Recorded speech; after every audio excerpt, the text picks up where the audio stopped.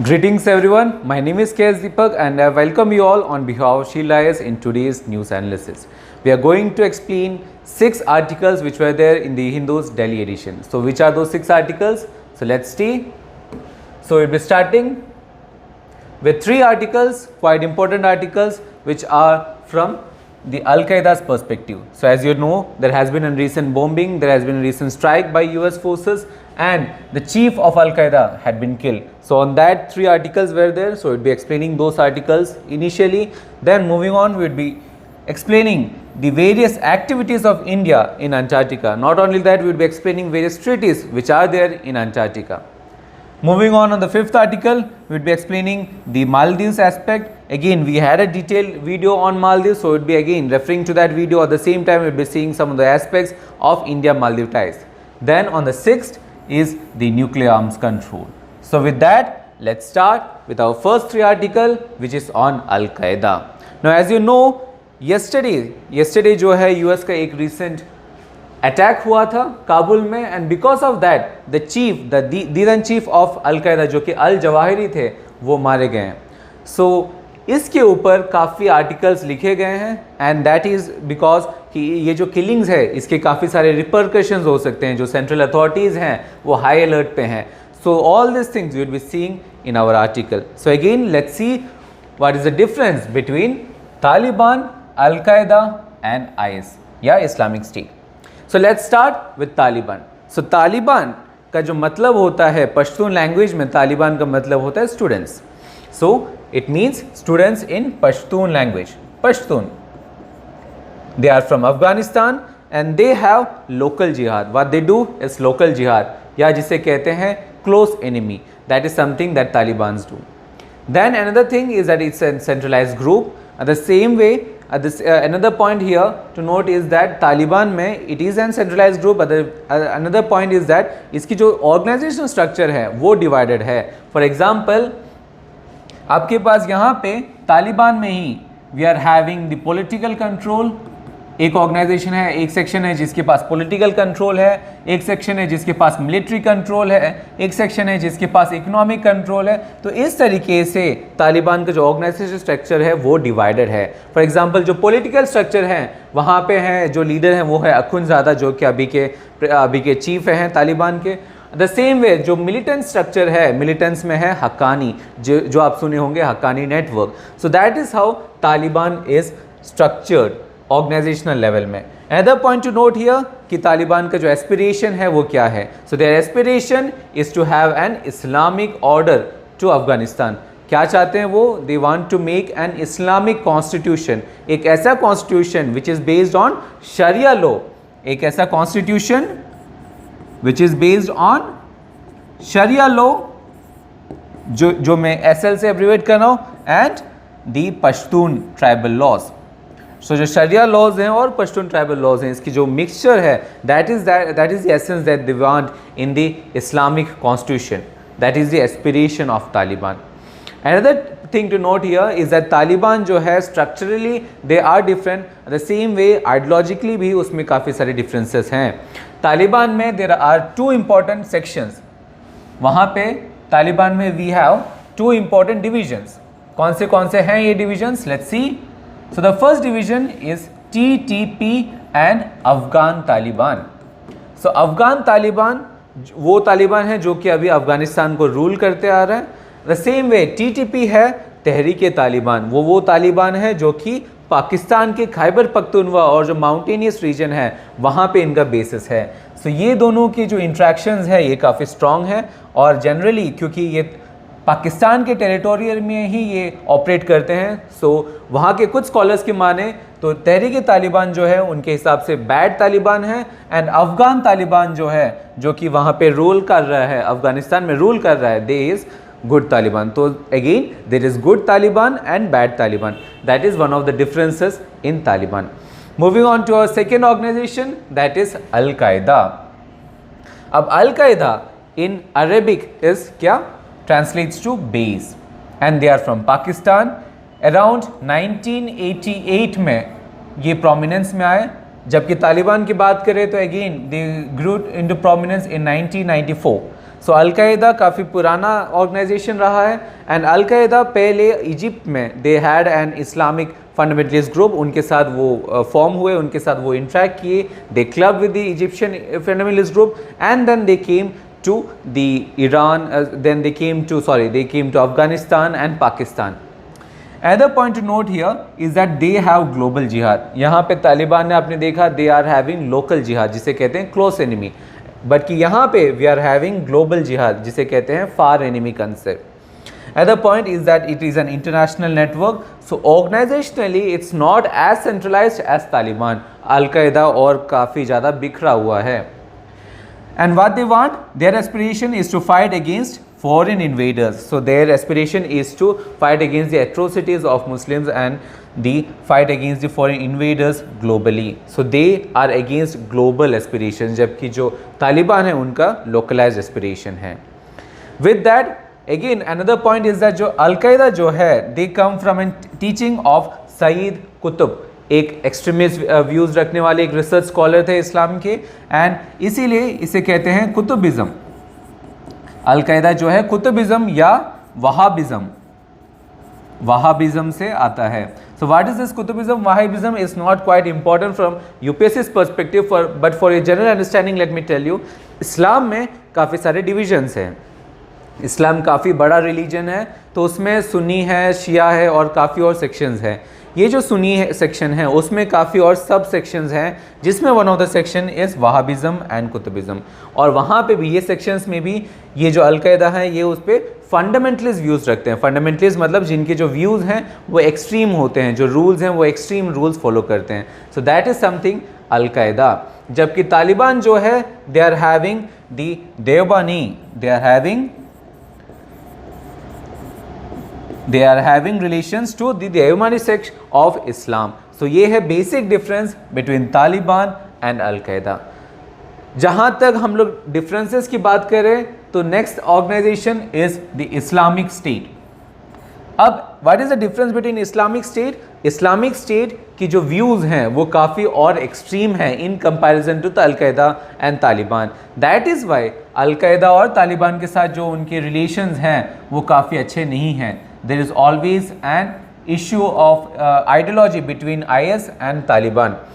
IS जो insiders जिन्हें मानता है उनकी जो definition है IS काफ़ी और बाकी लोगों को insiders नहीं मानता, and because of that there is no collaboration. जो collaboration है, collaboration is not there in Islamic State. जबकि तालिबान और अलकायदा क्या है वो खुल के कोलैबोरेट करने के लिए रेडी हैं. अलकायदा काफ़ी और ऑर्गेनाइजेशन के for example mujahideen in Chechnya and other fundamentalist groups for example the Boko Haram, ये सब के साथ इंटरेक्ट करते हैं. बट IS जो है IS is not open to collaboration. उनके जो व्यूज़ हैं वो एक्सट्रीम हैं. उनके एस्पेक्ट में जो इंसाइडर्स का जो डेफिनेशन है वो सिर्फ वो खुद को ही इंसाइडर्स मानते हैं. Another important point from the article is ISK. So ISK क्या है? It's Islamic state of Khorasan. K is for Khorasan. ये वो डिवीज़न है, सब डिवीज़न है इस्लामिक स्टेट का जो कि ऑपरेट कहाँ करता है? साउथ एशिया में. इंडिया, पाकिस्तान, अफगानिस्तान, ये सब कंट्रीज़ के लिए फोकस ऑर्गेनाइजेशन है, सब ऑर्गेनाइजेशन है इस्लामिक स्टेट ऑफ खोरासान. वैसे ही अलकायदा का भी एक सब ऑर्गेनाइजेशन है जो कि इंडियन सब कॉन्टिनेंट में काम करता है, and that is known as AQIS, al Qaeda in Indian subcontinent. Now with that understanding, let's move to Doha Talks. Now again Doha Talks का जिक्र उस आर्टिकल में, काफ़ी सारे आर्टिकल्स में भी हैं. So let's see कि Doha Talks क्या था. So Doha Talks, they were a recent talks किन के बीच में? काबुल के जो दी देन इलेक्टेड गवर्नमेंट है एंड तालिबान. सो काबुल और तालिबान के बीच में the then elected government and Taliban के बीच में एक रीसेंट चेन ऑफ टॉक्स था. कहाँ पे हुआ था? It happened in Doha, Qatar में हुआ था, and that talks is known as Doha talks. And because of this talks we had a lot of other issues which evolved later on, जैसे कि जो US withdrawal है troops में, वो भी ये talks का one of the following aspects था. With that, let's move to our fourth article which is on Antarctica. Now this is not only important from prelims point of view but also from mains point of view. ये कि Antarctica में क्या क्या research activities हैं, उसकी क्या significance है, that is quite important from prelims as well as mains perspective. So let's see India in Antarctica. अब again India in Antarctica is because जो यहाँ पे एक मेजर सेंटर ऑफ रिसर्च है, जो कि एक नेशनल सेंटर है विच इज़ बेस्ड ऑन NCPOR, जो कि है national centre for ocean research and Antarctica, national centre for Antarctica and ocean research. ये जो सेंटर है, इस सेंटर के बलबूते में ही इंडिया रिसर्च बेसिस लॉन्च करते आया है अंटार्कटिका में. सो लेट्स सी कि अंटार्कटिका में कौन से बेसिस हैं. So we are having 3 important bases in Antarctica. कौन से हैं? दक्षिण गंगोत्री, मैत्री एंड भारती. सो पहले देखते हैं इसके डिटेल्स. सो दक्षिण Gangotri was the first Antarctica research base, जो कि इंडिया का फर्स्ट अंटार्कटिका जो रिसर्च बेस है वो क्या था? दक्षिण Gangotri. It was named after a glacier. दक्षिण गंगोत्री नाम का एक ग्लेशियर था और उसी के नाम पे ये जो फर्स्ट बेस है that was launch and it got decommission in 1990. कुछ फ्लडिंग के एस्पेक्ट्स के कारण इट गॉट डिकमीशन. और अभी as of now we are only having 2 active bases. कौन से हैं? मैत्री एंड भारती. दक्षिण गंगोत्री का डिकमीशन के बाद वी हैड मैत्री. सो मैत्री वाज बिल्ट इन 1989 एंड इस पे जो फ्रेश वाटर है, we source the fresh water from a lake near by which is known as Priyadarshini. Priyadarshini is a name which again is similar to the name from Indira Gandhi. Okay, so that is something. The third point to note here is the research aspect, which is quite important from prelims point of view. यहाँ पे research किस topics पे चलते हैं? Earth science, biology, atmospheric sciences, coal region engineering, medicine and human psychology. So you can understand the research which we do in this basis is not only beneficial for India but also for mankind. So that is the significance of basis in Antarctica. That is the significance of India's research aspects in Antarctica. Moving on to our third base which is Bharti. Bharti जो है वो अपनी third base है and was established recently in 2012 and it conducts research on areas like oceanography and continental breakup. So as I told, जो first base थी दक्षिण Gangotri, it got decommission in 1990 और 1990 में डिकमीशन होने के बाद अभी के चलते we are having 2 active bases. कौन से? Maitri and Bharati. So Bharati and Maitri are 2 active Antarctica research bases. With that what we need to move is Antarctica treaty. So देखते हैं what is Antarctica treaty. Now it's quite evident Antarctica treaty from its name itself. क्या है? It's an treaty and कहाँ पे है ये treaty? Antarctica में. पर UPSC perspective से this is not sufficient. So let's see the details, the nuances of Antarctica Treaty. So it was signed between 12 countries initially. कहाँ पे? Washington में. कब? 1959 में. And it is to what? It is to make Antarctica continent a demilitarized zone. To make Antarctica continent demilitarized zone and to preserve it only for scientific research. अब ये demilitarise zone क्या होता है? वो वैसे जोन्स होते हैं जहाँ पे कोई भी कंट्री का मिलिट्री वहाँ पे एक्टिव नहीं होता है. तो यहाँ पे कोई भी कंट्री अपना स्टेक नहीं रख सकता, कोई भी कंट्री वहाँ के जो मिलिट्री हैं वो वहाँ पे बेसिस नहीं बना सकते. It is purely for scientific research only. इसकी जो प्रिस्टीन इकोसिस्टम है इसे प्रिजर्व करने के लिए ऐसा ट्रीटी का होना ज़रूरी था. मूविंग ऑन, इंडिया कब इसका पार्ट बना? India became part in 1983 and इसकी जो हेडक्वार्टर्स कहाँ पे है? Buenos Aires, Argentina. So these are the points which you should remember from prelims point of view. Moving on to the aspects, the salient features of this treaty. So जो first aspect है that is no military use. As I told, demilitarized zone है. So no military use is the freedom to scientific research. Her country वहाँ पे free of its national ambitions वहाँ पे scientific investigation कर सकता है. There is free exchange of scientific papers irrespective of the country you belong to. There is an exchange of data, of scientific data. Fourth is that there any territorial claims would be put on hold because to avoid any kind of disputes which may arise in this region. Fifth is that it is a nuclear free zone. इसकी जो ecosystem है, ecosystem it's pristine, it's quite pure. और ये जो ecosystem है इसे preserve करने के लिए सच इनिशिएटिव्स होना ज़रूरी था. Moving on to the 6th point which is it applies to land but not seas. Seas के लिए we are having another international laws. and all stations are open to inspection by the stations. 8. The national laws would be applicable to the citizens but not to the areas. It would only be applicable to the citizens who work there. 9th is that this treaty may be modified कब? Anytime it may require. So जब भी ज़रूरत लगे ये जो treaty है ये treaty change कर जा सकता है. And the 10th one is that all treaty nations must ensure that no one carries any issues, no one carries any acts against the fundamental nature of this treaty. ये treaty के खिलाफ कोई दूसरा country जो है anonymously या unilaterally कोई against में कोई initiatives ना ले. That is to make sure the pristine ecosystem of this region.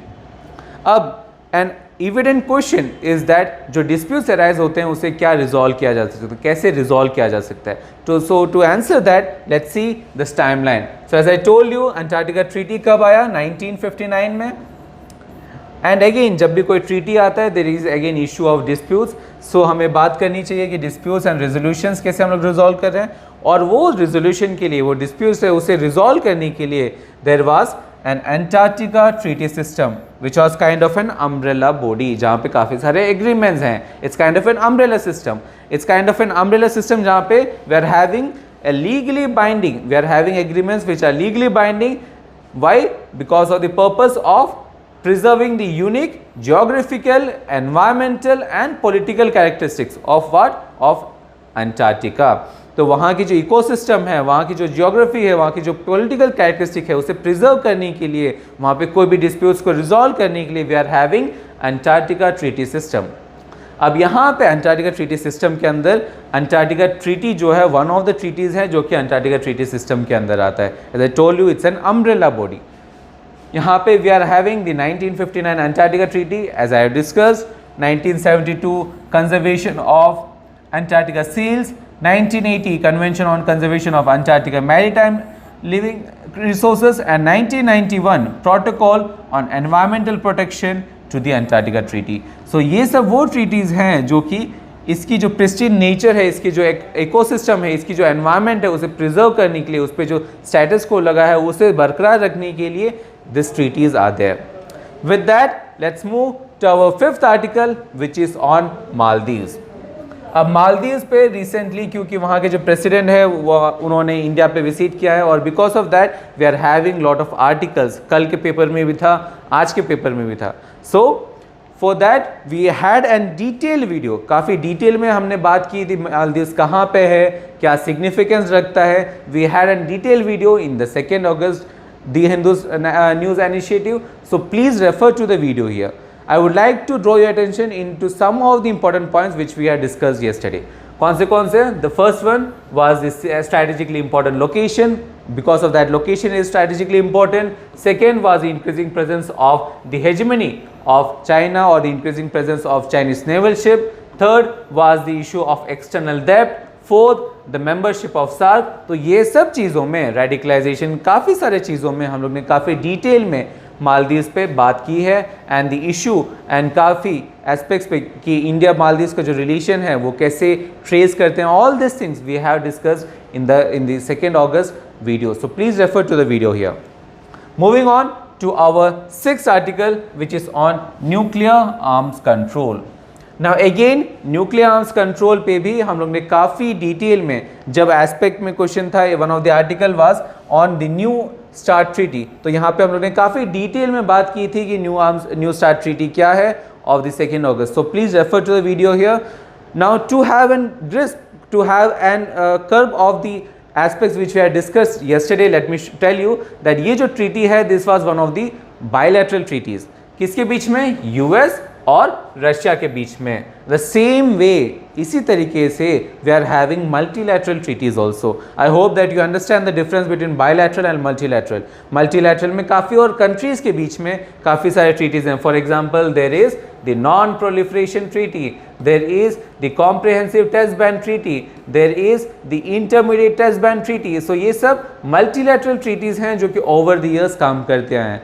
Similarly we are having bilateral treaties किनके बीच में, the major stakeholders in the arms race में यूएस और रशिया जो हैं वो काफ़ी आगे रहे हैं और इनके बीच में कुछ बायलैटरल ट्रीटीज़ हैं. One of the bilateral treaty is the new start treaty, जिस पे हम लोग ने काफ़ी काफ़ी डिटेल में हम लोग ने बात किया था कि इसके जो प्रीकर्सर्स हैं वो क्या क्या हैं, इसके बाद क्या इश्यूज होने वाले हैं, इस पे जो ट्रेसिंग है that also weighted. So please refer to the 2 August video here.